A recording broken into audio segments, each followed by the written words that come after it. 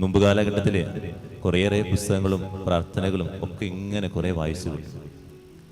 ഈ പ്രാർത്ഥനകളൊക്കെ വായിച്ചു വിടുമ്പോൾ നമ്മൾ മനസ്സിലാക്കേണ്ടത്രയേ ഉള്ളൂ, അതിൻ്റെ അർത്ഥം കൂടി എനിക്ക് മനസ്സിലാക്കാൻ പറ്റുന്നുണ്ട്.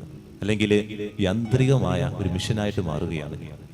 യന്ത്രം പ്രവർത്തിക്കുന്നത് പോലെ ഈ തുടർന്നുള്ള പ്രാർത്ഥനകളിൽ ഇങ്ങനെ ചേർന്ന് പോകുന്നു. എന്നാൽ ദൈവം അനുഭവിച്ച വേദനയിലേക്കോ ആ സഹനത്തിന്റെ നിമിഷത്തിലേക്കോ എപ്പോഴെങ്കിലും ഒന്ന് ചിന്തിക്കാൻ, അല്ലെങ്കിൽ ആ അനുഭവത്തിലേക്ക് ആഴപ്പെടാൻ എനിക്ക് പറ്റിയിട്ടുണ്ടോ എന്നുള്ളതാണ് നമ്മൾ ധ്യാനിക്കുന്നത്.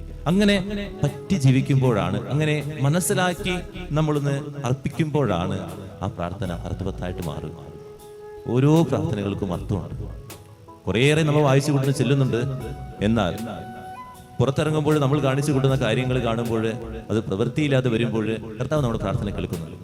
ഇവിടെ നിൽക്കുമ്പോൾ നമ്മൾ കുറേയേറെ പ്രാർത്ഥിക്കും. എന്നാൽ എൻ്റെ സഹോദരങ്ങളോട് മിണ്ടിയിട്ട് 2 ആഴ്ച 3 ആഴ്ച കഴിഞ്ഞു, എന്താണ് പ്രാർത്ഥിച്ചിട്ട് കാര്യം?